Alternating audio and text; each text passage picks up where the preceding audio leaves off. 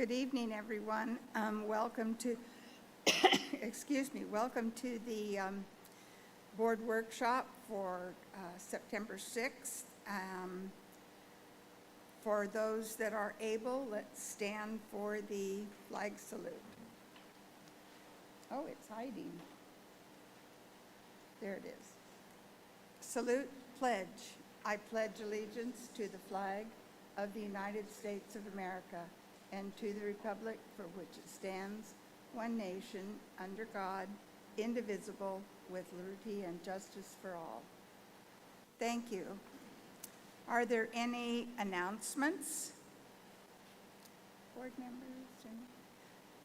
Well, I have a couple of things just to make sure that you are aware, and if you are interested, to get on our website the community engagement schedule for our LCAP meetings with our families, and the schedule is out. Begins September 21st, and we end up with our process going through April with our final meetings in June.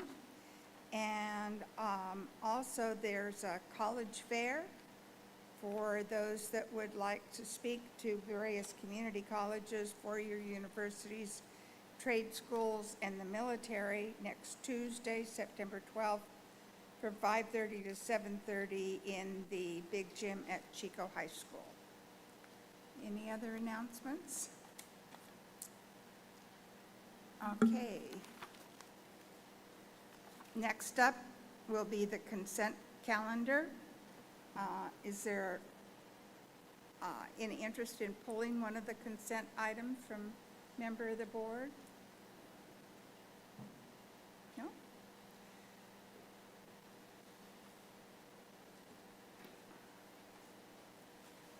Member Robinson, before we move forward with you calling a motion, I just wanted to mention that I am attending remotely.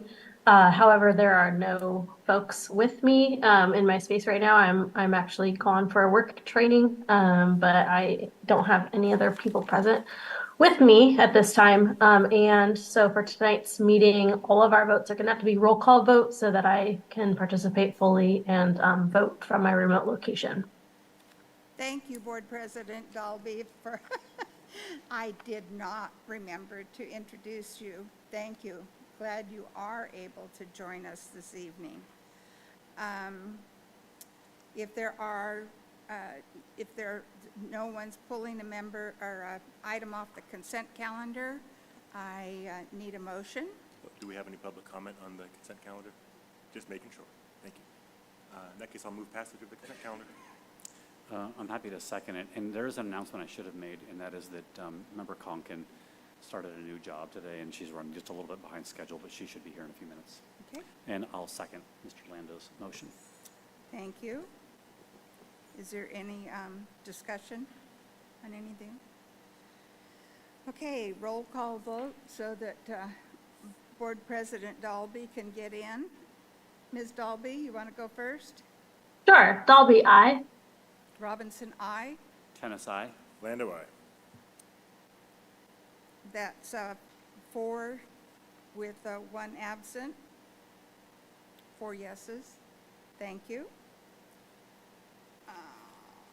Okay, this evening is our board workshop.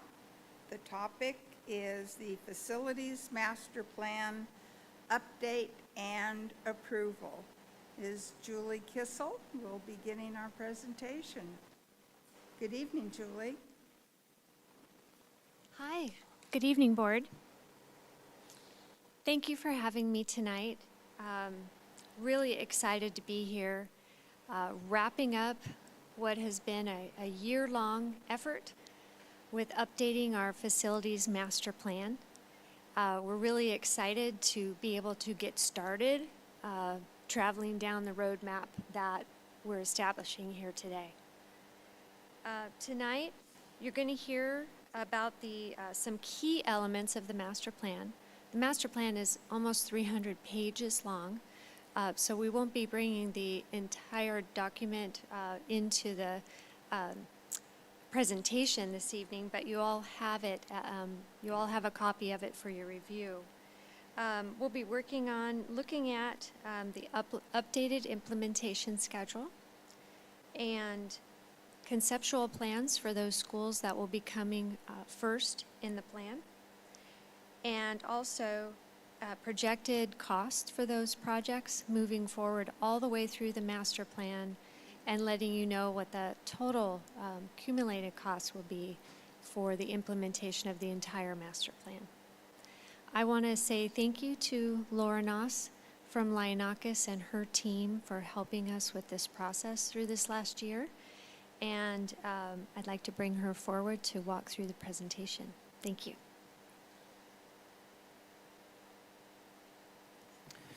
Guys, could I have her mic just a little bit louder?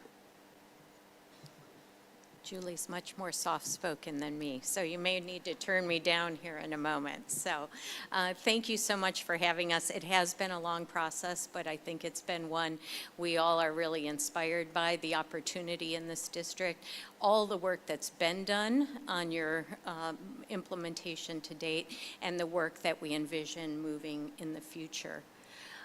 The implementation plan looks very familiar to the ones you've seen on past master plans, where that center section, it's kind of in a bronze color, is phase 4, where we are currently working through right now with McManus Elementary under construction.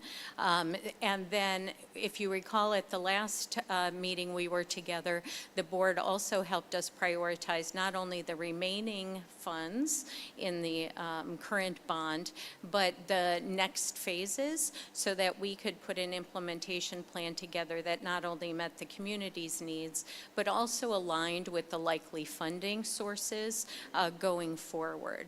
We have assumed at this point moving forward with bonds over 8-year cycles starting next year.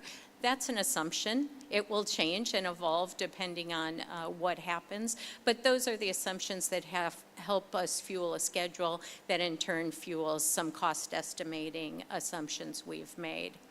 So focusing first on the current phase, the board had directed us to use some of the remaining dollars on a number of key issues.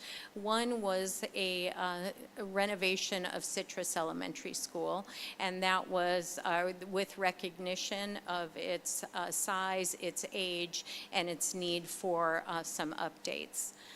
Additionally, transitional kindergarten implementation. We went through a process of developing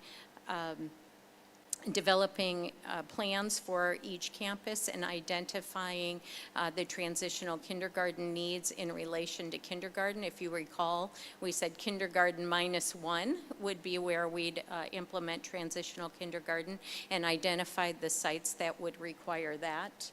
Safety and security projects, that's in a kind of a lump sum, but the idea there is to finish some of the work the district has been doing on single point of entry, controlled entries, fencing, and those kinds of areas.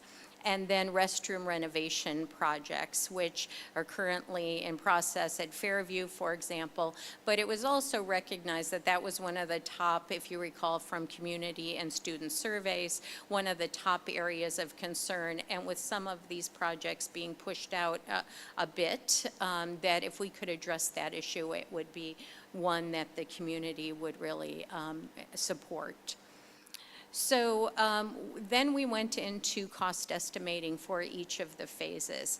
I will tell you that at this level, we are doing order of magnitude cost estimating. It's on a square foot basis, it's based on current industry trends, and we're putting in there contingencies and soft costs for the district, as well as escalation costs as they stand today.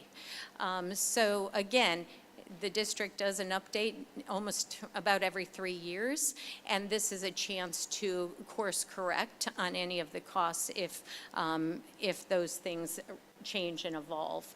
But We have identified about $66 million of use of the existing funds for those priorities we just listed, but with one addition. And that addition is that we think we can push forward the design work for the priority 5 projects, Rosedale, Chapman, and Parkview, and get the design work ready so that if and when the funds become available, those projects can hit the ground running. Something we heard loud and clear from the board was a desire to move more quickly on the implementation.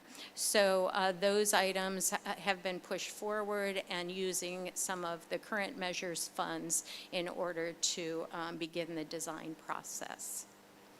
Julie Hey, Laura, mentioned- before you Of move course. on, can I just get clarification about the last time that our facilities master plan was updated? It was 2019. And then, so something that you said that I think important to highlight is the course correction aspect from 2019 to where we are now. Have we stayed relatively on course from what we had expected, and things are going well with the funding that we have been provided by the community, and we're basically doing what we said we would do? I think that's really true. One of the course correction areas, if you recall, we presented at a couple different meetings, was on the demographics and where they have and have not materialized in growth. And so some of the priorities in the past master plan was addressing growth, especially on the north end, and McManus was a response to that. We see less growth in the current demographics, so it really became a replacement and a right sizing when we created the guiding principles for this master plan. But I do think that every 3 year, even 5 years, but every 3 years is a great opportunity to course correct and look at your demographics and make any adjustments in response to them before you've moved forward into the next phase. Sorry, follow-up question, and then I'll probably stop for a little while. And I had sent this message or question really late today to Julie, and I got an answer. But speaking of, how the approach to McManus shifted to right sizing, and that kind of the context that's provided, when we see these schools listed as just the school, I think that it might be beneficial for us as public members to be able to say, oh, I see Fairview is 2023, but it just says Fairview rather than Fairview, I don't even know what you would say, safety Shade structures and restrooms, yeah. Mhm. Yeah, or that McManus is a right sizing and, modernization. We have citrus on here that just says citrus. Like, what are we doing to citrus? This specific timeline is a great graphic for the public and folks who don't want to dive into a 300-page document to pull out the information that they need to know about what's going to happen when. And so when you see citrus, is it a right sizing? Are we replacing citrus? Are we doing some touching up? Like, how are we approaching that? What does it mean to see Rosedale, Chapman, and Parkview listed and CCRV listed? Like, what does that mean for those schools? Fairview comes up again in that gray box, but they've already been listed in 2023. So what's the difference there? So I think that those are easy, little adjustments to make to just give a little bit more context about what the timeline means, whether it's something very specific as far as like a touch up or safety upgrades versus like a whole campus modernization, replacement, and or right sizing, what the approach is there. Yes, thank you. Julie forwarded me your comments today, and we are in final draft mode, so the opportunity to go through and pick up those kind of fine tuning, it's perfect timing for that, and we will make those changes to the implementation schedule. Thank you. Great. Thank you. Yeah, sorry. I don't think I have anything else to say though. So please Great. please Thank you. continue. Thank you. So Rosedale is the first in Phase 5. So again, that would be dependent on some sort of source of funding for that project. And if you recall, we had what we were affectionately calling the quadruplets, the four schools that were of the same vintage, and the agreement that replacement of those campuses was the likely direction. So Rosedale Elementary School, we have the opportunity there to do that school with limited or no phasing, because as you can see in the diagrams on the right, the phasing diagrams, we can build the proposed new school while the existing one remains operational. So we talked a lot about interim housing costs in the past, and limiting those was one of the ways we could really use or get all three schools into maybe the next bond or a future phasing.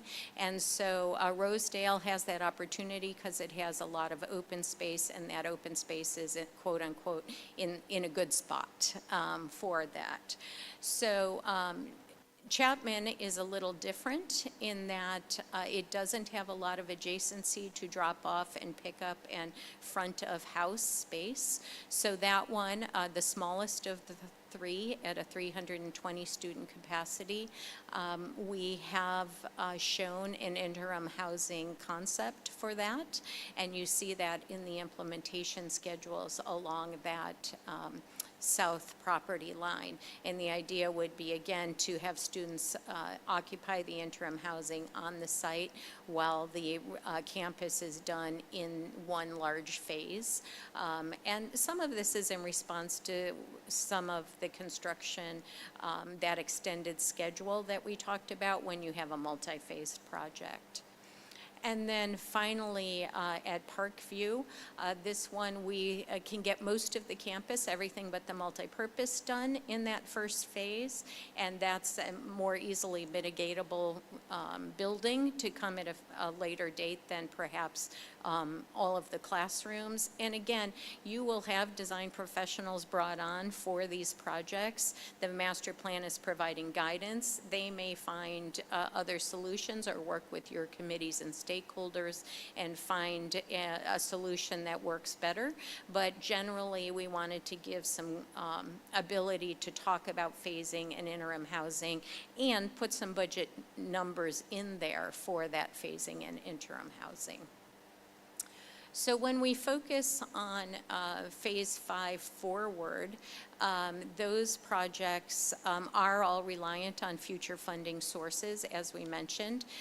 We've been targeting a number of about $200 to $225 million for those phases. So we've shown a phasing plan for Phase 5, Rosedale, Chapman, Parkview replacements of about $203 million in 2023 dollars, and with escalation about $230 million. We don't know how much of that escalation will materialize. Clearly, during the pandemic, it was in the 30s, and we've had years where there's been negative escalation. So we use typically a 4% per year escalation for this high-level conceptual estimating.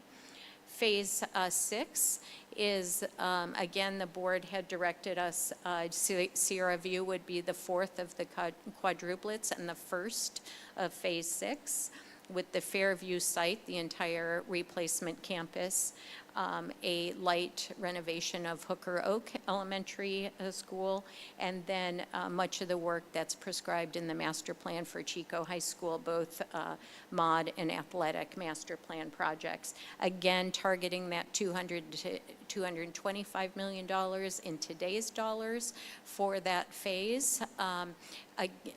Escalation and how your potential bond proceeds accelerate is another unknown in this process, but we wanted to look at each of those tranches in kind of that $200 to $225 million range.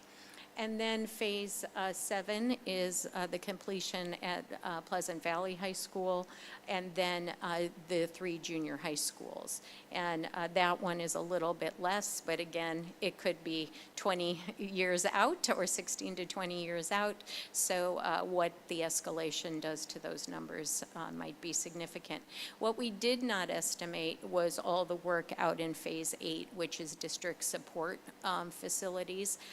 One, because it is pretty far out there, and 2, we didn't address it in a detailed way in the master plan.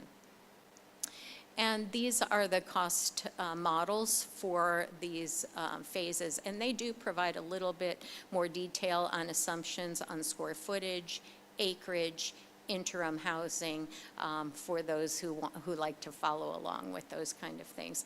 I will share that the cost per square foot for the new construction is strongly based on the numbers we're seeing even at McManus today. So the 2023 dollars are feeling very solid for us right now. And so to wrap up the big numbers, in 2023 dollars, we are sitting at about $675 million in need. And that is for all of those phases 4 through 7. With escalation, and again, we can argue about compounding escalation and how big those numbers are. When you get that far out, you're looking at 70 and 80% escalation. So it's close to $1 billion. And I think if you had asked Julie or I starting this process, that probably felt about right over the length of potentially up to 24 years or 25 years of implementation. So with that, I think Julie and I can take any questions.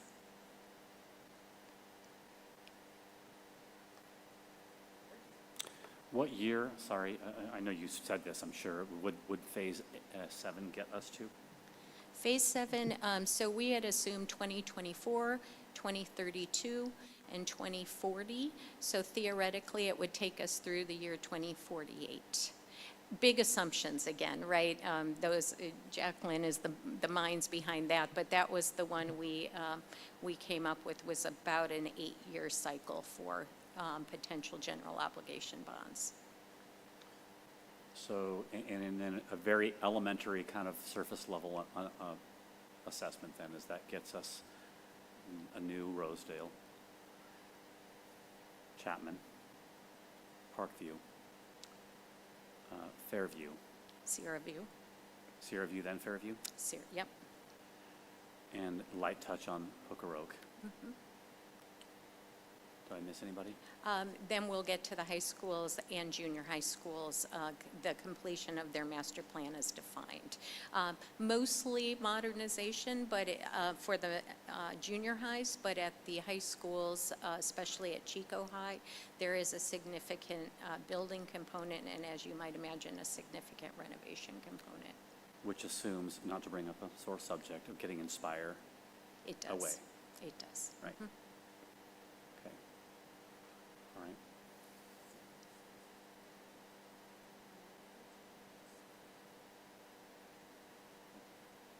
Thanks.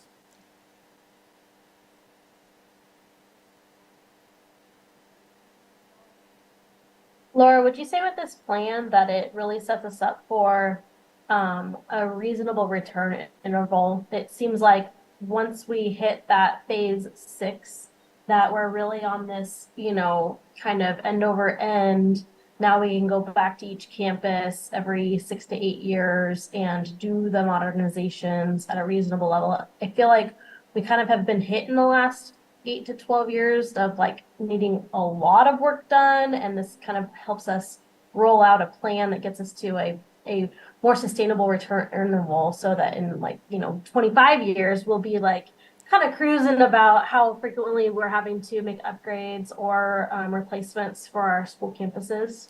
Yeah, we kind of teasingly call it the myth of the Golden Gate Bridge, right? And that we'll go back to the beginning and start painting, but I do think that that getting all of these new campuses rather than modernizing them is going to sustain you for much longer, so that your modernization and maintenance funds can really address maintenance in the traditional sense of the word, not big building issues. So this potential nearly $1 billion is really an investment to save more than that in the long run, or to save a percentage of that in the long run,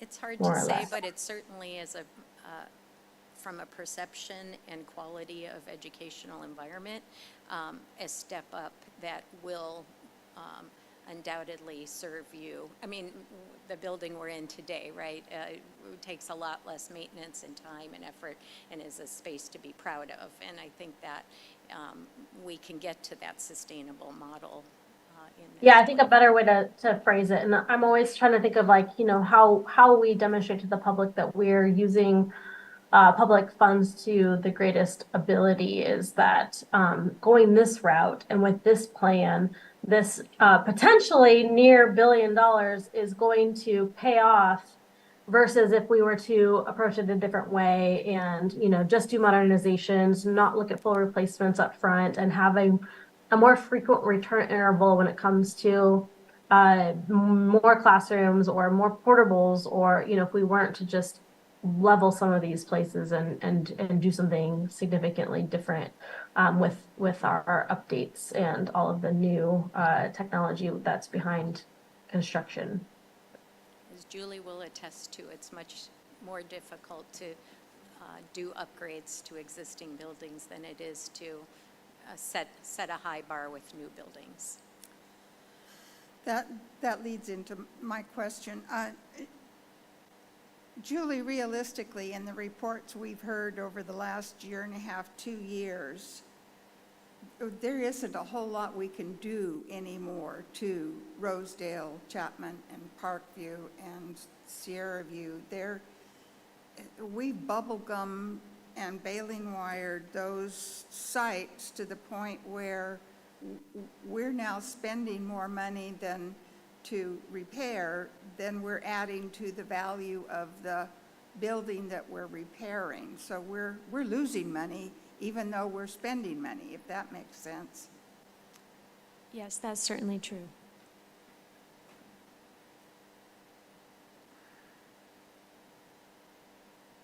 Board, any more questions of clarification?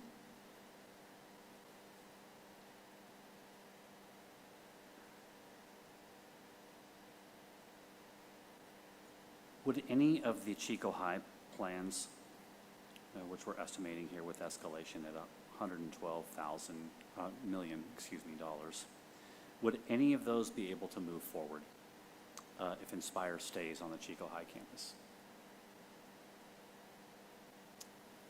Yes, there is work that can occur on the Chico High campus. It would require interim housing to be brought on at an additional cost.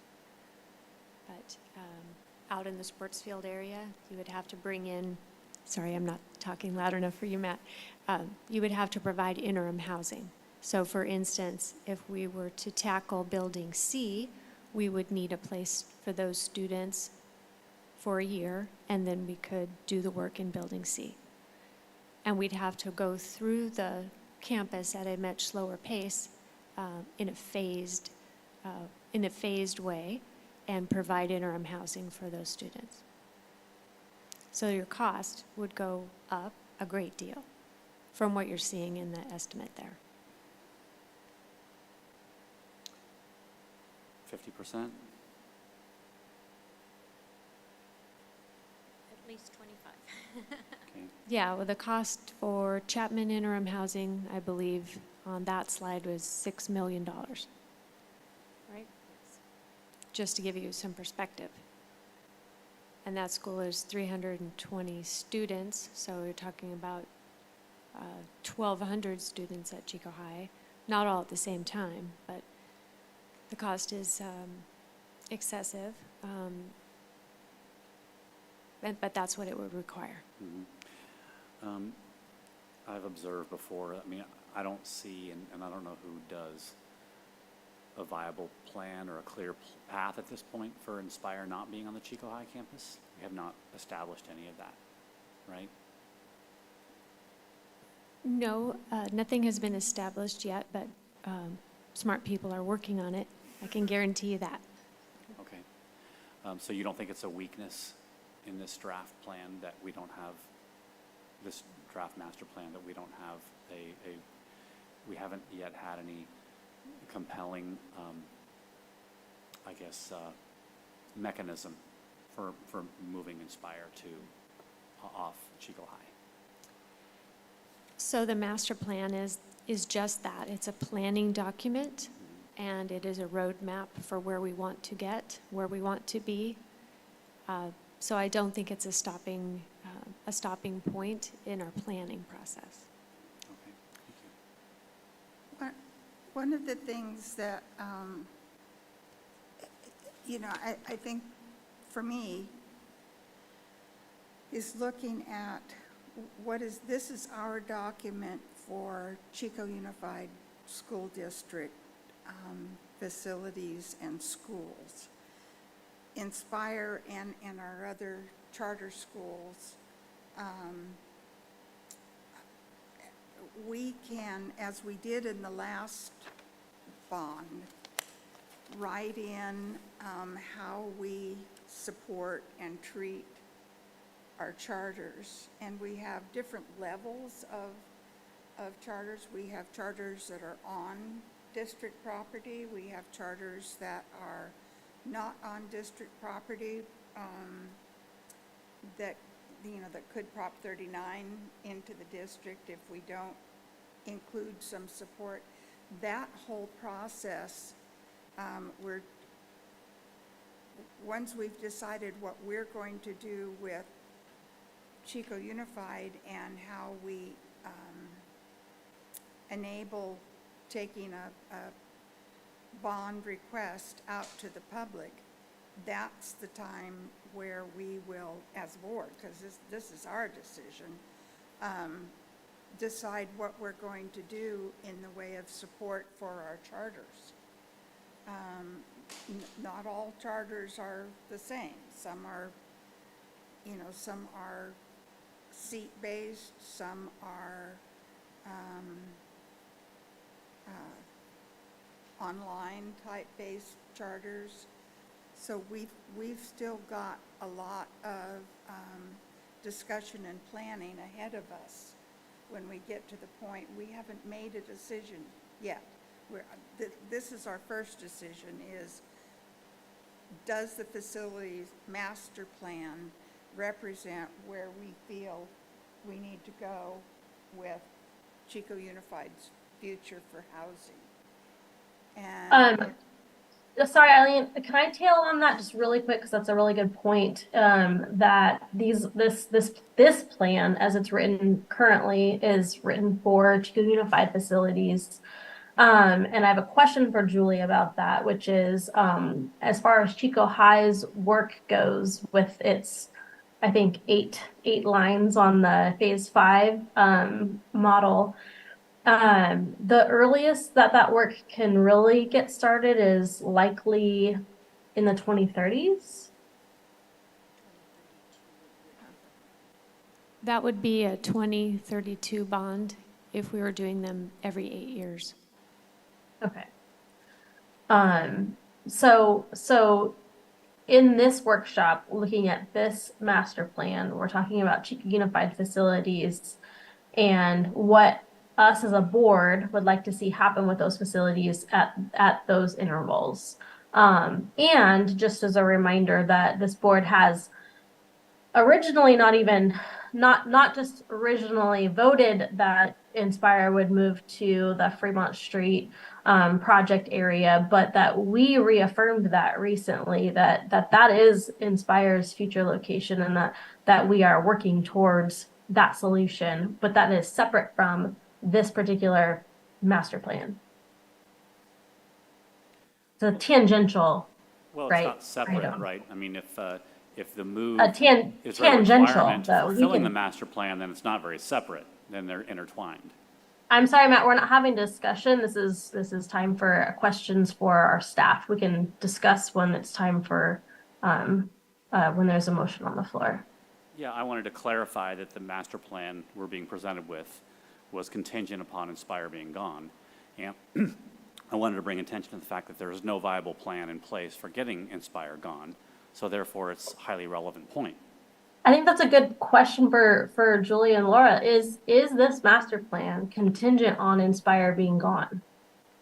Well, I did ask that question originally, and she and she clarified said that no. yes, Right, okay. the items listed on the Chico High School component, which is going to escalate to $112 million, is contingent upon Inspire being gone. So would it be more fitting to give a price range in this master plan that demonstrates the range that it could cost? Because this plan is still viable whether Inspire is on campus or not. Well, if it's a draft, Still if this is a a question working for Julie. draft, Still a then- question for then Julie. That could change. You know, if the priorities of the board were to change, then yeah, it's not as important of a distinction. If it's set in stone for all time and this is the way it's going to be forever, then this would be something worth, you know, talking about at great length. And I think what I hear you saying is that this is a draft. Or We are- working document. I'll clarify. It's a working Right. document. We are asking for the board's approval on this master plan this evening. However, it is updated every 3 to 5 years. So there will be updates where we can take the opportunity to have another look at Chico High School and the circumstances that are present at the time. So if it becomes apparent in the next year and a half to 2 years that Inspire is not leaving Chico High, there will not be another opportunity to revise the master plan for a long period of time? Okay, well, that settles my vote. This is why I was, you know, digging a little deeper. Clearly, this is something that I can't vote for because I think that Chico High deserves to have as good of a future, as secure of a future as PV across town. And I am hearing and I'm foreseeing that that's not necessarily true because Inspire is going to be plunked in the middle of campus, plausibly. What am I not understanding? So I don't think this is your concern is a facility master plan concern. Your concern is a funding concern. So we won't get to any of them, including Rosedale, if we don't have a bond. Right. If we have a bond, I think the funding issue for Inspire will be resolved. So it's a funding issue moving Inspire off because the board has made the decision to move them to the Fremont Street location. It's funding to get them moved there, correct? It's not whether or not they're going to move, it's the money to move them Right, and that funding mechanism does not exist. until we pass a bond. But even when we pass a bond, there's not clarity on where the money is going to come from in the future bond. Is it going to come from, is Inspire going to be a standalone beneficiary of bond money? Is it going to come out of Chico Unified's allotment? Is it going to come out of the charter school allotment? Those questions have not been answered. And again, it's a and- funding issue, and that's a bond issue, not a facility master plan issue. But the facility master plan depends on Inspire being off campus. The facility master plan depends on the passage of a bond. We won't take another step in this facility master plan if we don't pass a bond. So none of the things that are here will happen without that, including Chico High. Right, but if the bond does pass, I mean, there's just a lot of ifs, okay? Yeah, I We think if the don't know bond- whether the bond will actually include a provision for Inspire to move. You know, maybe it won't. And that is exactly what we're talking about in charter meetings right now, is different ways, and there are a lot of different ways that could happen. Well, if it doesn't happen, there's a lot of ways that it might not happen. It's the Then bo- there won't be a situation in Chico High where we can actually fulfill But the it terms is- that are included here. But it's the board's decision whether or not it happens, right? So it will come back to the board in terms of how to fund, if that's the key issue, how to fund Inspire. Yeah, So- Kelly and Julie, can I ask a clarifying question here? When we go to vote to approve this plan, we're approving this plan. We're not approving specific funding methods yet. right? That's separate. You know, we will say, this is the plan that we would like to pursue. Right? Yes, that is true. We have identified the needs at all of our campuses, and we have estimated the costs to cover those needs at all of our campuses. And we have developed an implementation plan by which, when the district has funds available, they will work their way through that implementation. You are all talking, And as much as I like and respect all of you, you're talking as if there's a plan to get Inspire off Chico High, and there's not.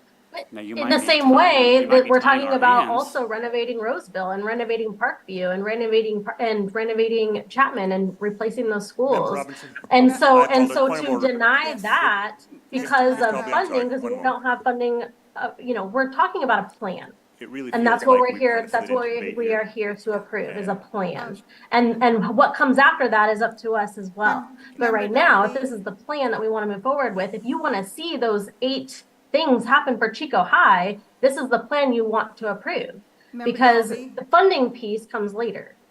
Member Dolby, Mr. Landau had asked to speak to the issue, and I think we need an additional clarification from staff. But Well, Mr. Landau I'm sorry, I asked, had a very quick clarifying question from a while ago now. You were asked whether there would be an opportunity, because normally we look at the facilities master plan every 3 years or so, but we could at any time, if we chose to, bring it back and look at it again, right? I mean, we're not saying, because we make a decision now, we're not going to talk about this at all again for 3 years. If something changed materially, the board could bring it back for, Yes, Yeah, and, okay. and there's precedent for that. We have done that before. I just feel like perhaps there was a misunderstanding, because I Yeah, saw we, Ms. Tennyson for instance, hearing, we had "No, we can't do some, anything." I'm Okay. sorry, speaking I'm over sorry, you. I just wanted to. For instance, we had some safety and security projects that came up that the district didn't have funds for, and we moved those into the master plan. Air conditioning for the gymnasiums at the high schools and cutting back dry rot on the overhangs at Rosedale. Those were brought in because they became an immediate need and they were added to the master plan projects. So we do have the nimbleness to modify the plan when we need to for emergency reasons or changes in program. We have the what? The ability, the nimbleness. Nimbleness. Nimbleness. And there's, I'm guessing maybe some kind of legal standard or something like that. You can't just go changing your plan willy-nilly. You have to have a really good reason to. Is there a law governing this, or this is just, we woke up one morning and decided we wanted to change it? No, we're not bound to comply with any law for modifying our master plan. It's just prudent to do so over time as needs change. Right. But if the priorities of the board were to change 2 years from now, and we were to all look at you and say, we want to change the master plan, we could? Okay. So in that sense, the master plan is a working document. Thank you. Thank you, Mr. Lando, for bringing about that clarification.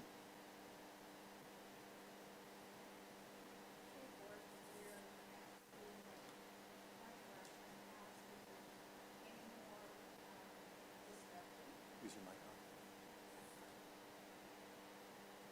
no, my mic was not on. Thank you. Just to clarify where we are to consider approving the facilities master plan as it's presented tonight, with the understanding, which is a very good one, because it's something that we've said each time we've brought it back before, and we have, that it is something that we can revisit. So are there any more clarifying questions, and is there any public comment?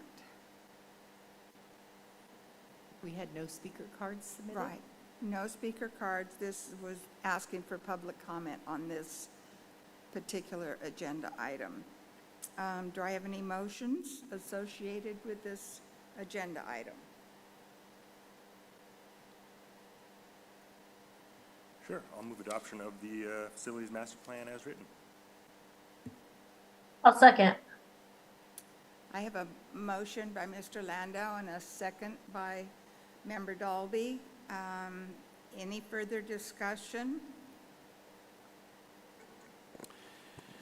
I won't rehash all of how I feel about Inspire and the fact that I think it should go to the Hooker Oak campus because it's an older, expensive property to maintain. It's costing us a lot of money. We have to do a light touch on it,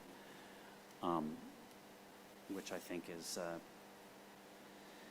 it's going to escalate to $20 million according to this projection. That's 2% of an overall billion-dollar plan. You know, that's not a huge component. You know, all money's important, but that's not, you know, relatively speaking, it's not out of this world.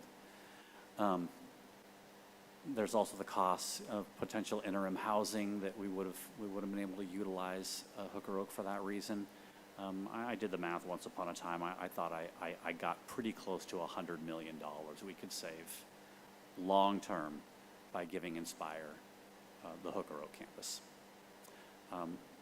I thought it was a slam dunk, great idea, still do. It's not clear to me that there's a plan for getting Inspire to their new campus. I don't think the charter schools want to pay for it collectively, and I don't think that Chico Unified necessarily wants to pay for it because it would be a very special offering to one charter school as opposed to the entire charter school community. And while I think there's a lot to be said for it, you know, and I realize it's tangential to this, but it really would be a lot more responsible to use one of our older properties that we're having to pay to maintain, give that to somebody who really would benefit from it and enjoy it, rather than build something brand spanking new on the edge of town. That said, you know, I realize that this is a working document, thanks in part to Mr. Lando helping me kind of flesh that out, that if we needed to change the Chico High piece, you know, 2 years from now, 1 year, a year and a half from now, we could, right? If that wasn't the case, if this was somehow set in stone, then I would absolutely vote no on this. Because if the Inspire fantasy doesn't materialize in the way that we are hoping or thinking that it may, then I think that we'll need to go back to the drawing board and look at the possibility of using existing resources rather than building new for Inspire, which would change a couple of the things in this master plan. So having said that, I will give a protest yes vote on this master plan. Okay, I'm going to call for the vote. Again, roll call vote. Ms. Dalby?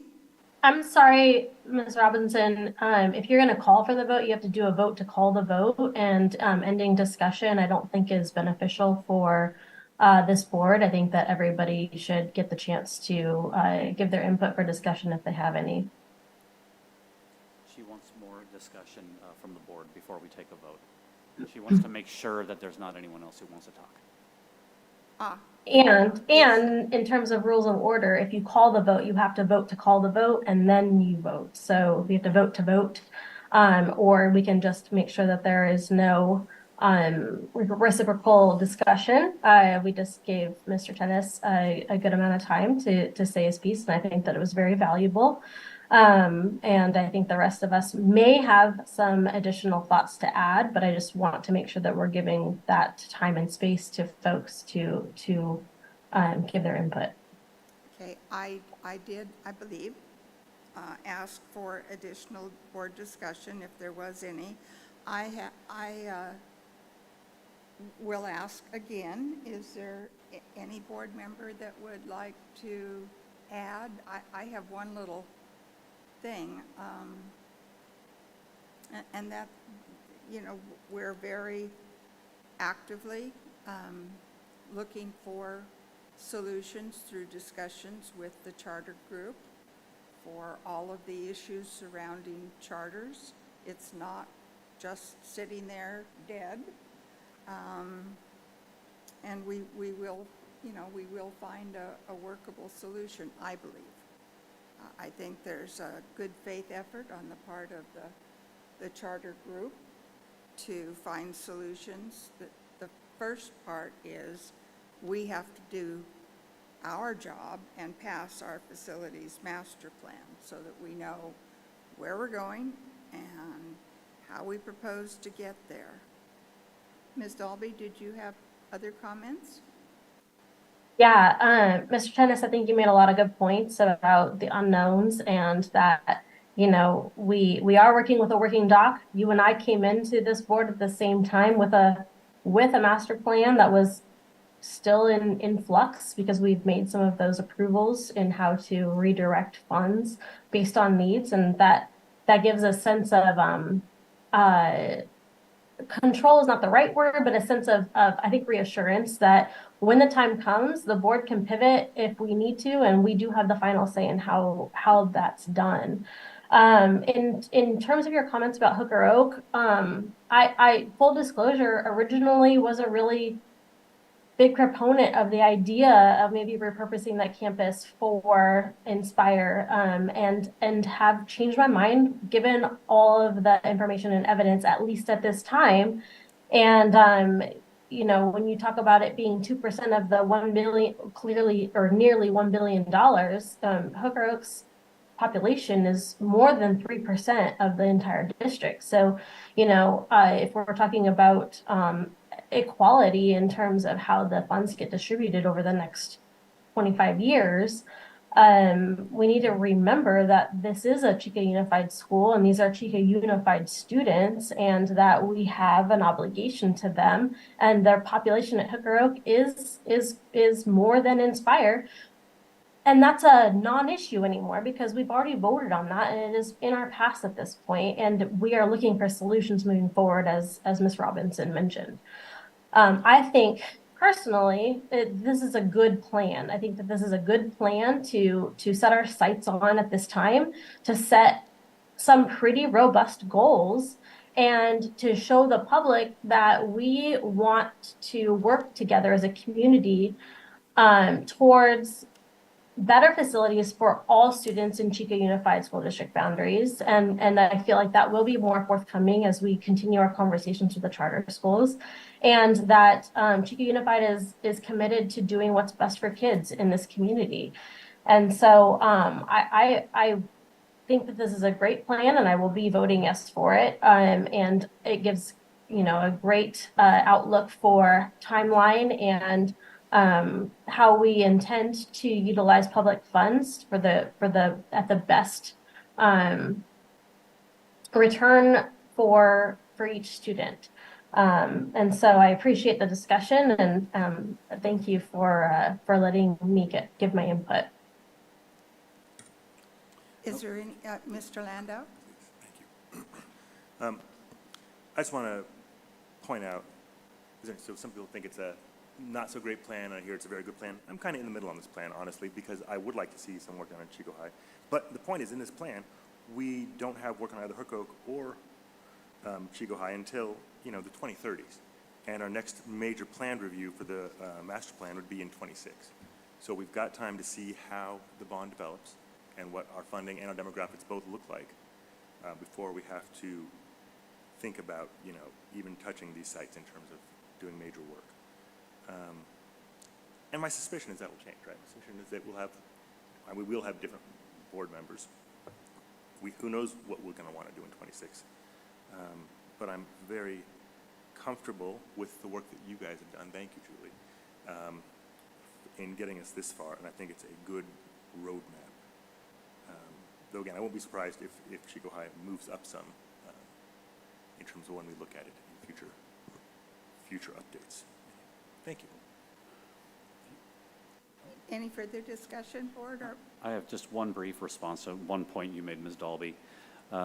I show Hooker Oak's population closer to 2.4% of the overall district size. And by saying that, it fails to take into consideration the impact that this will have on Chico High if Inspire remains. Chico High is, I don't know what percent they are of our high school population, but if Chico High is hampered by the presence of Inspire as it is currently. And far into the future, that will have a detrimental impact, not just on students of Hooker Oak, but students of Chico High as well. Any further comments or discussion, board? Okay, I'm going to call for a roll call vote. Mr. Landau, we're going to start at your end this time. Lando, aye. Tennis eye. Robinson, aye. Conkin, aye. Dalby, aye. Was yours a no or a yes? Oh, okay, we have a 5 ayes, no noes, so it's unanimous. Thank you, board. And thank you, Julie and Laura. Yes, it's a big lift. Thank you very much. Thank you all. My heart is racing because we're thrilled to get started on our roadmap. And we really appreciate your passion for all of your, thoughts that you brought forward in deliberating all of the items of this master plan. And we hope that will make you proud. Thank you.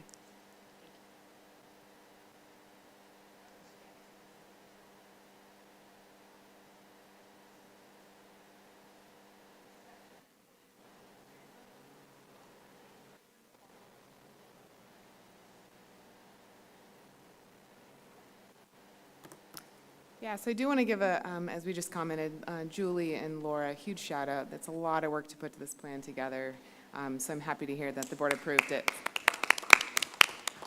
So now that we have the roadmap, if you will, on what it looks like to modernize and new construction with our facilities, now we want to get to the next part, which is what are the financial resources or the funding associated with how do we implement that timeline. So I want to welcome this evening Makika Sato. She's our municipal advisor from ISOM Advisors. And then also behind her is Katie Dobson with Jones Hall. She's our bond counsel related to our issuance of GO bonds. So I'm going to turn it over to Makika.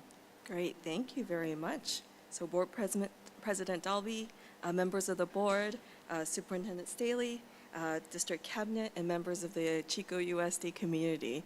I am very excited to be here tonight. I have been working with the district since about 2015, before the Measure K authorization, and my firm has been working with the district since 2012, going back to the Measure E authorization.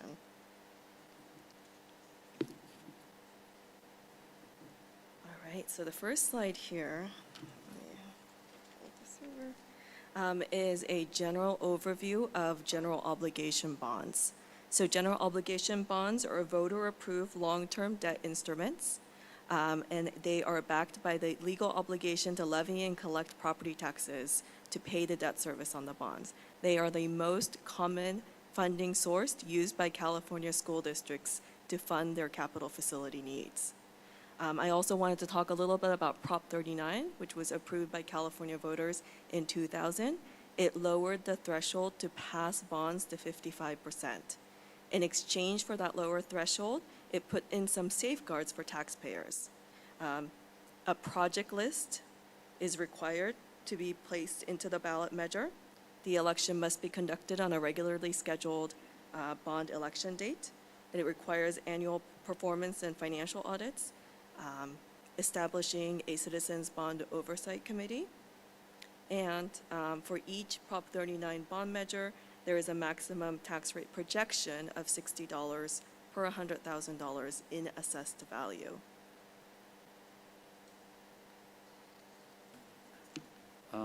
Is this, I guess that's a good time to ask a question. So the project list, would the project list include, for example, light touch on Hooker Oak campus? And would it include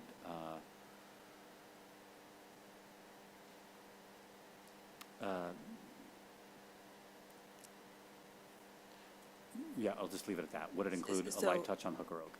Like, in terms of how specific the project list would need to be is your question. Yeah, I Okay. guess so. All right. And really, the next bond measures would be focused on the next phase within our facility master plan, of which Hooker Oak is not part of. So we would allude to the 3 elementary schools. You want to keep your project lists specific yet broad, so that if the priorities of the board change, we're still able to implement those priorities of the board, given the ballot language. And that's something we would, if we move forward with this process, that's something we would be drafting in the coming months. So the language in the bond might not be talking about the plans for Chico High, for example, this time around. Not this time around, no. We would focus on the next phase, which is really those 3 elementary schools. So there only would be a link if we have language in the bond specifically related to Inspire.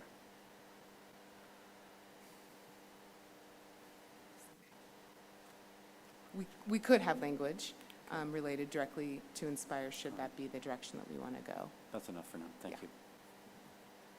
All right.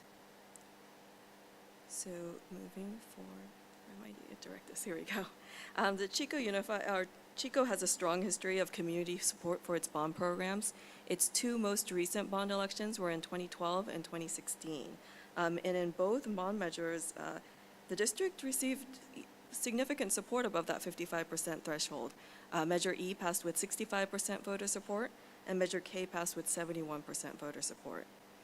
Measure E had a tax rate target of $45.50 per $100,000 in assessed value for not just Measure E, but all the prior bond elections.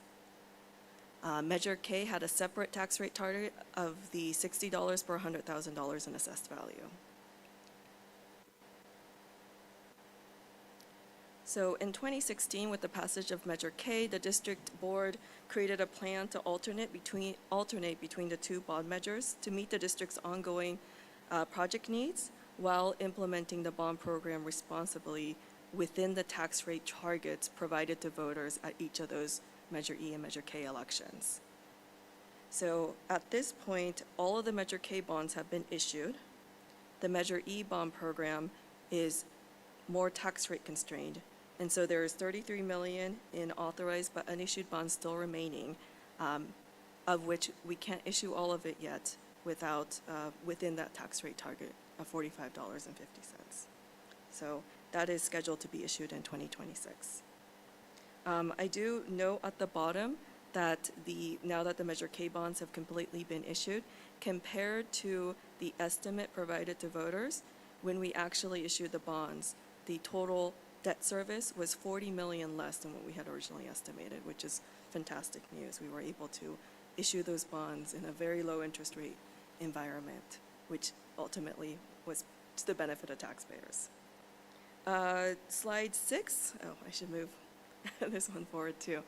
And overall, their aggregate bond program tax rates have been relatively stable and significantly below the estimates provided to voters. When you add the $45.50 and the $60 tax rate, that totals to $105 per $100,000 in assessed value, and you'll see over the last, since 2018, we've been significantly below that. And really in recent years, it's been slowly declining. The assessed value, that's the assessed value of the school district? Yes. So Chico Unified and all of its infrastructure, buildings, et cetera, the whole 9, that's what we're talking about? It is, but for each property owner, it's the assessed value on that individual property, which is different from the market value of the property. It's the assessed value that's assessed by the value that's determined by the assessor, the county assessor, and it can be significantly below the market value because of Prop 13 if you own your property for a very long period of time. Okay. So just for clarification, it's not the assessed value of Chico Unified property. It is the assessed value of the property within Chico Unified's boundaries. Thank you. All right, so that's a bit of the history of the district's bond program, and moving on to potential new bond authorization. Chico, I have a question that I don't really know how to ask. With Measure E, that was passed almost 11 years ago, still hitting our taxpayers, right? It seems that there's a constraint that's out of our control to get that spent down so that doesn't show up on our taxpayers, property taxes every year.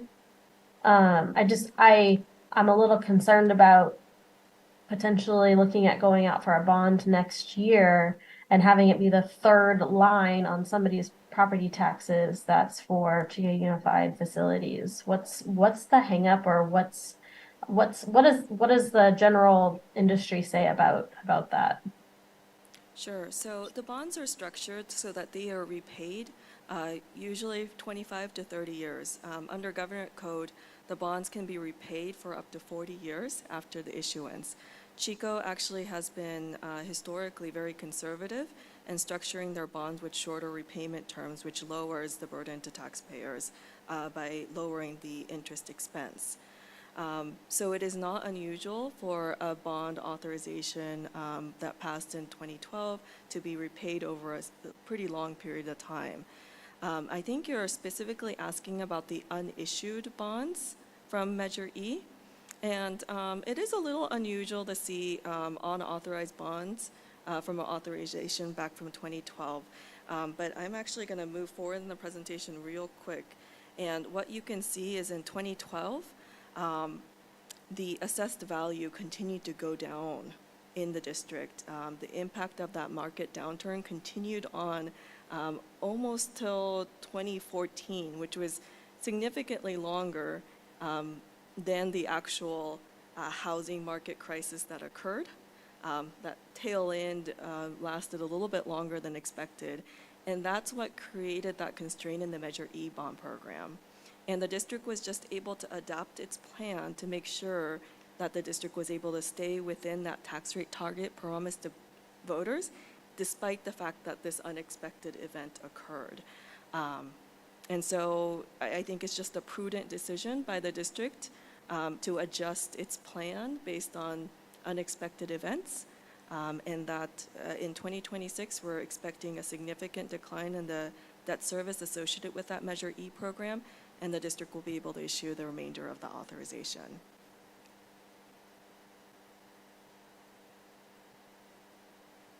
I hope that answered your question.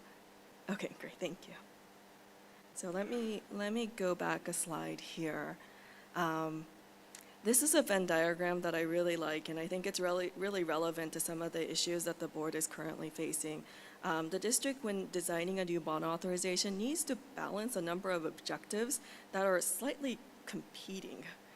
We want an authorization size. We want to have it fund as many project needs of the district as possible.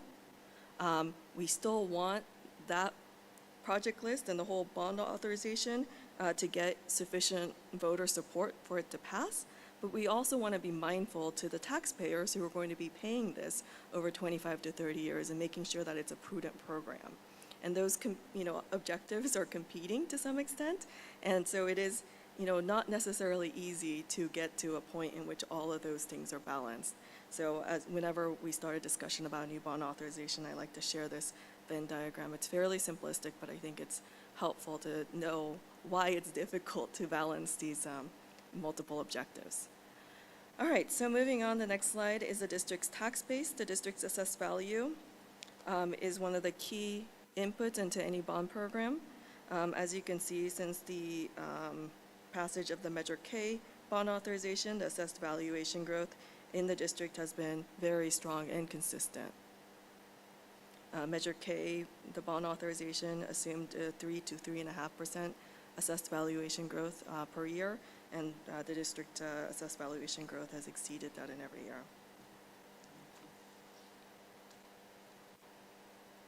On the next slide, slide 10, we show how much the district could raise with a single Prop 39 bond authorization. As I mentioned before, the maximum tax rate target for a single Prop 39 bond authorization is $60 per $100,000 in assessed value. So in that top table, it's the bottom row. And based on conservative estimates of assessed valuation growth of 3.5% and 25-year repayment terms, that raises approximately $239 million. Yes. So, Mikiko and Jacqueline, with what projects would be included in the bond next year? How does that put us on this chart here, because all the items in the master plan will not be included in the bond language. You just said. So I just sent to the board the language from Measure K, and the way the language is written, at that time, there was obviously a different focus, and that was more focused on elementary schools at that time. But it gives flexibility so that if you need to change, which we have had to do, Pleasant Valley High School is a perfect example. We needed to use some matching funds so that we could get that project done. So there is flexibility within the language.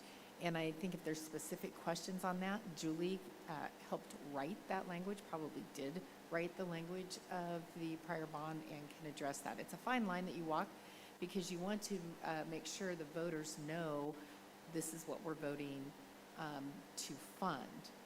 But at the same time, things do change, things happen, campfire, those things happen, and you have to have that flexibility to use those dollars in a different manner should you need to.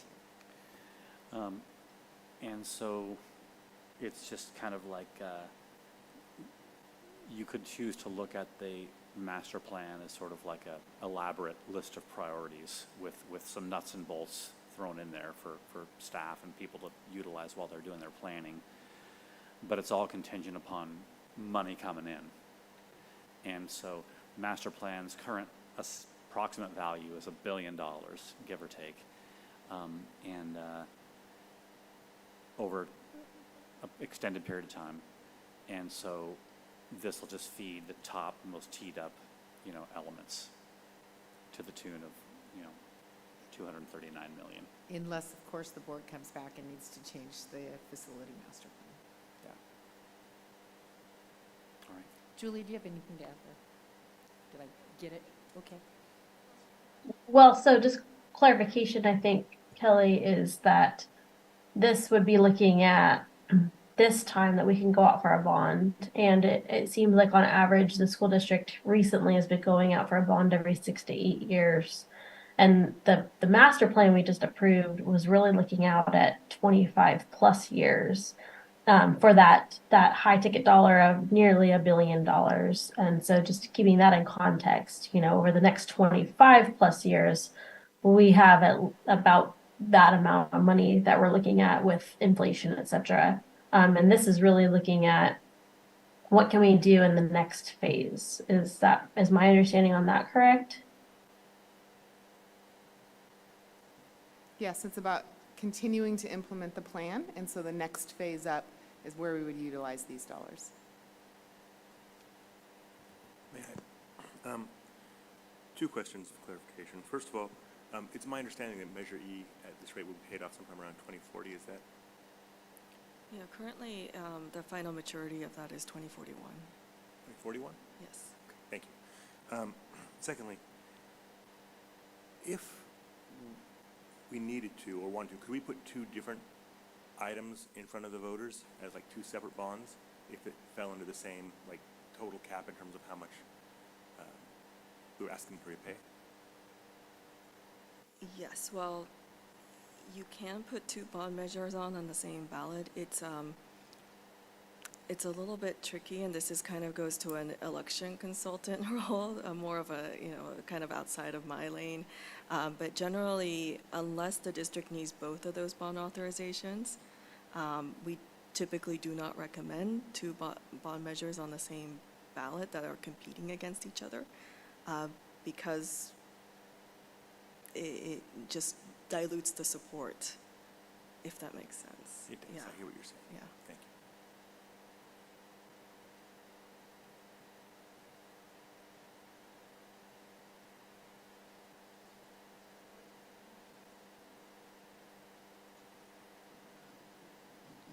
You There got is it. one more slide. Yeah, please. Okay, but I wanted to make sure there were no more questions on that. This is a general timeline of next steps, and I'm going to actually work backwards on this one.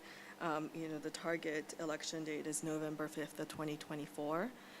The deadline that Butte County has set to submit all the documents to the county is 123 days from the election, which puts it, I believe, in early June. which means that the board would need to take action to call the election in May, and I guess early June, but it would be very, very early in June. In order for the board to adopt a resolution calling an election in May, usually the draft of the resolution will need to be prepared in the March to April timeframe. And right now in the fall and into the early spring is a great time to really test the feasibility of a bond measure. And I understand that the board has approved a contract for a survey consultants to get a sense of, what type of, what size and what kind of projects the community would like to support. So getting that information right now, I think would be very important, just to make sure that, that this plan is feasible as the district continues to explore this possible bond measure. Community survey / poll or something like that to Yes. indicate, what the That's- appetite is out there. Yes. That makes perfect sense, I Yeah. think. Because I just do want to point out, the maximum we can go for is the $60 per 100,000 assessed, which would generate that large 239 million. But if the community doesn't have an appetite for that, and they want something less, then that's the information we'd want to know, so we size the bond appropriately when we do put it on the ballot, should the board choose to go in that direction. So if your house basically is worth $300,000, you're paying $180 over the course of a year.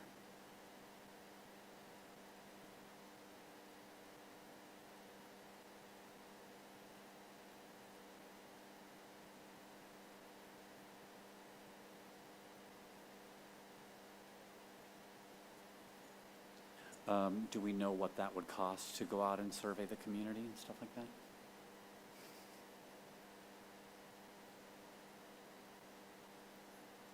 We are currently working with a consultant to do that, and I am not sure that we have the estimate.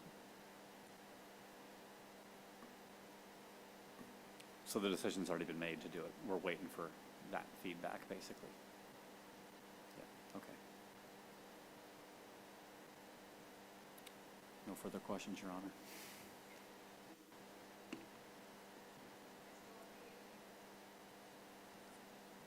Any additional questions? Yeah, I think just some clarification for me is what direction is needed from staff, from the board at this time? Thank you, Ms. Delby. So really, when we look at this timeline, the number one element on here talks about preparing a project list. And we've kind of taken the preliminary steps with that facility master plan approval this evening. So really where we're at right now is step 2, which is we're at a public board meeting, and we are asking for approval to explore the feasibility of moving forward with the tax measure. So we're not committing to it right now. We're just exploring the opportunity to see if that's a viable option for the district. It seems like we're already doing that, right? If we're hiring somebody to go out and do a survey. And there's been a lot of discussions at board meetings about the potential. So we're just looking for approval to say, yes, move forth, have the conversations to be able to really push this along. That seems kind of reasonable. I mean, I have yet to hear anyone march in here saying they don't think we need another school bond, so. And so that would really just help give direction to move forward with conducting the survey. Yes. Correct. Thank you. I mean, obviously, this isn't like a vote to support the actual bond language, so, Nope. so yeah, I mean, there's no real discussion to be had here, in my opinion. Any other board members with comments? Is there any public comment on this item?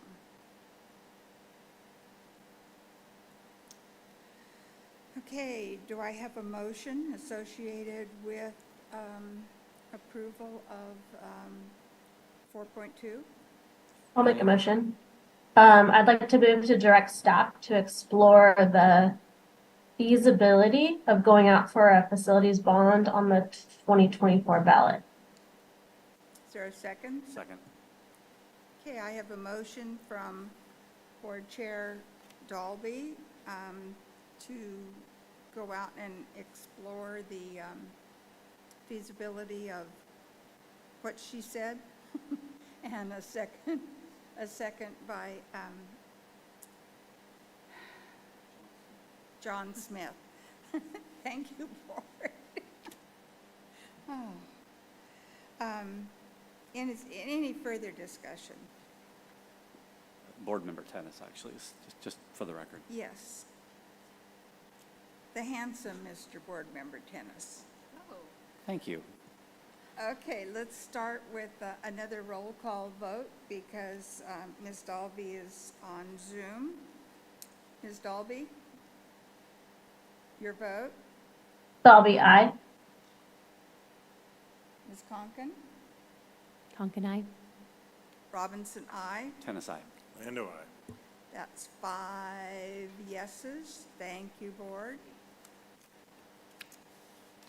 Okay, next. Oh, and yes, thank you, ladies, for bringing us information we need to understand before we make decisions in these areas.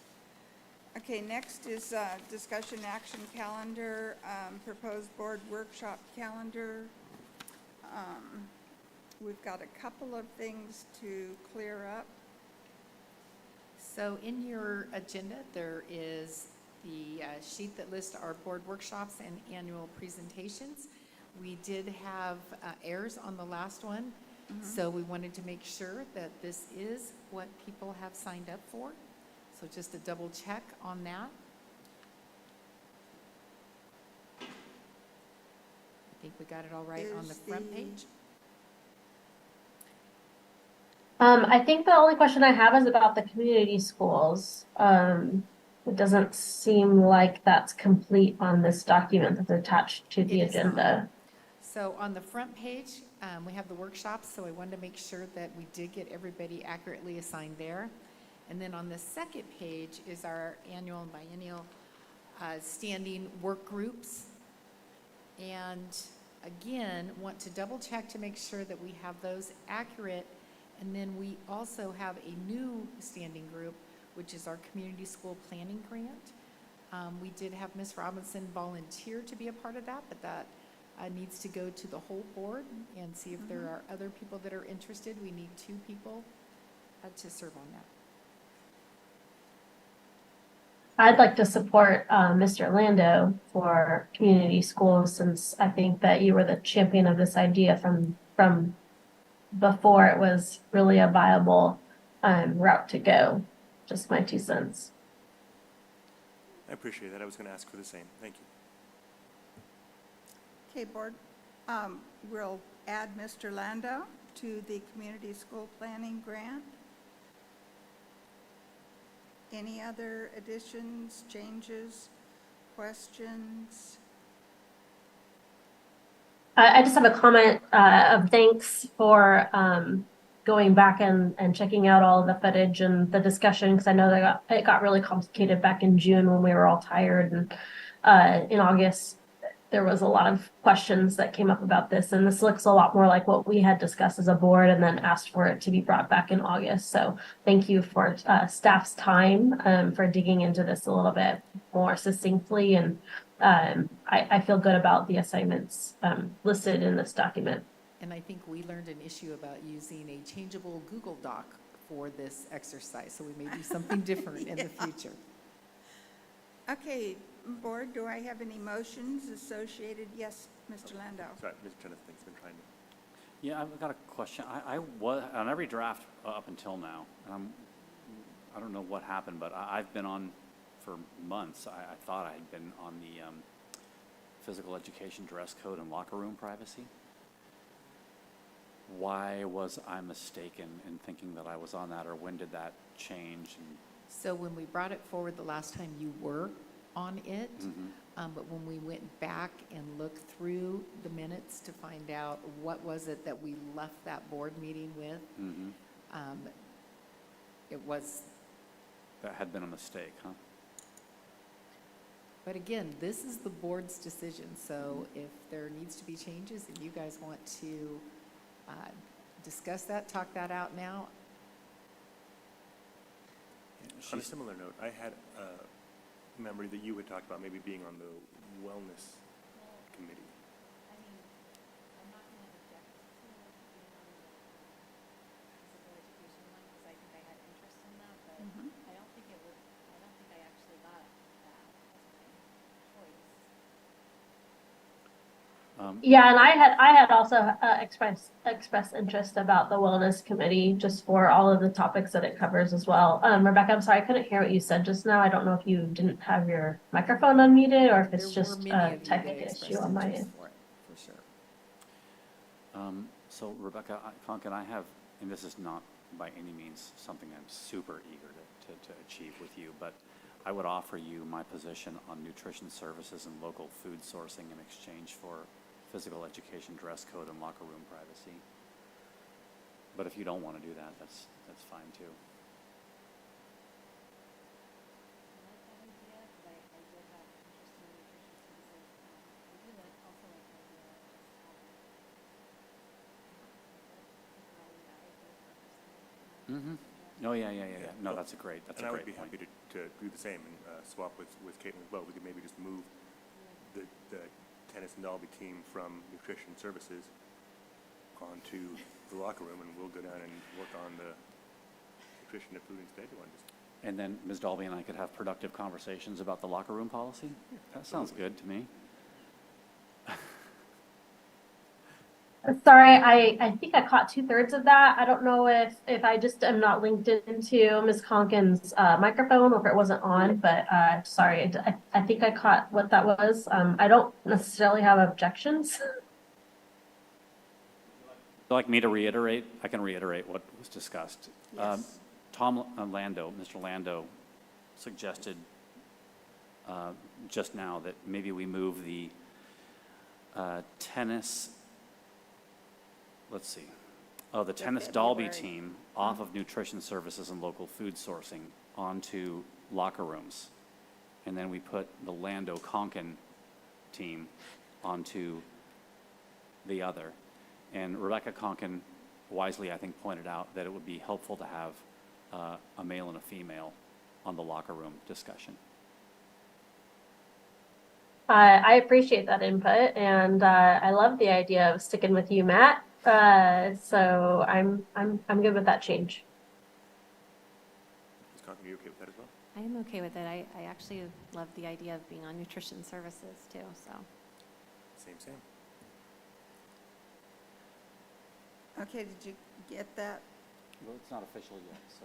Well, unless we So- have another, To summarize what changes we are wanting to make, and then, that can be incorporated into a motion would be to swap, myself and Mr. Tennis up to, PE dress code and locker room privacy, and Mr. Lando and, Ms. Conkin to the wellness committee, and then, also to add Mr. Lando to community schools. Are those the only changes that I've heard or captured?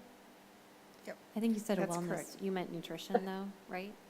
Uh, Or, okay, There's a standing wellness committee okay, as well, got it. which right Okay. now is you and me. got it. Sorry. Yeah, sorry. I think I misspoke. So we may want to, just because, I mean, this is our third time going through this, I think. Maybe we just go item by item and start with October 4th and just make sure we're all in agreement and that we have the right people assigned there.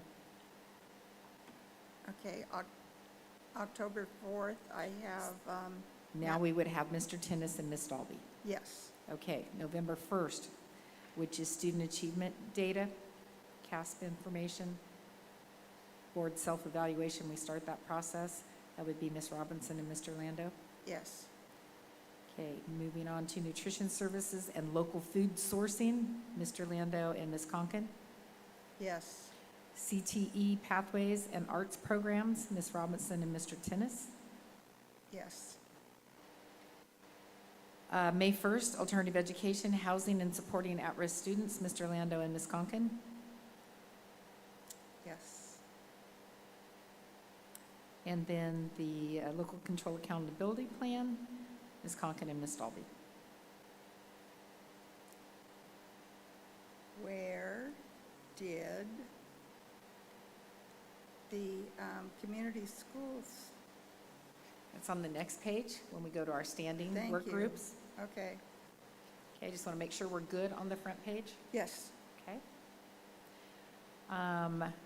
The Facilities Committee, it includes our charter school facilities as well, Ms. Dalby and Ms. Robinson. yes. The Wellness Committee, which will have different people in this scenario, is Mr. Lando and Mr. Tennis. The Athletic Sustainability and Co-Curricular Activities is Ms. Dalby and Ms. Conken. Community School Planning Grant, which is a new work group, Ms. Robinson and Mr. Lando. Mr. Lando's not listed there.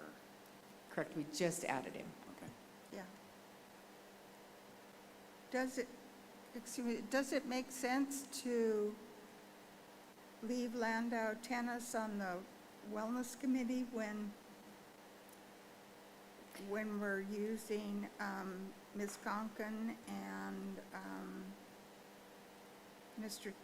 it's Ms. Dahl, yes, Conken and on the Nutrition Services Local Food Sourcing? So the Wellness Committee is active, really active every 2 to 3 years.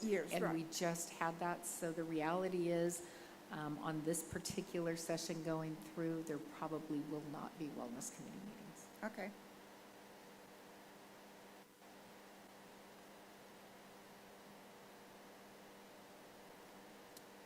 Oh, yes, public comment. Do we have any? No, we do not. Do we have a motion now? Are we set to the point where we, I move that as altered and amended.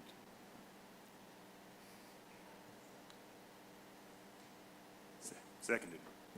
okay, I have a motion by Mr. Tennis and a second by Mr. Landau. Any further discussion? Again, roll call vote. Ms. Dalby? Dalby, aye. Ms. Conken? Conken, aye. Robinson, aye. Tennis, aye. Lando, aye.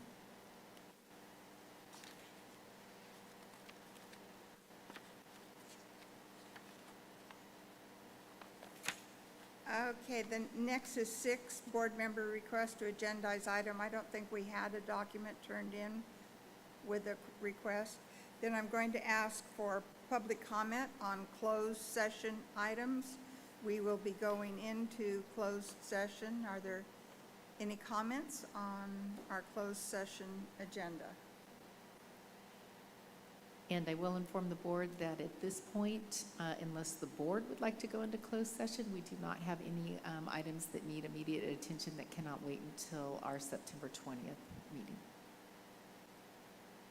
Board, you have any problem with doing away with closed tonight? Looks like we're in agreement. Okay, then the meeting will be adjourned.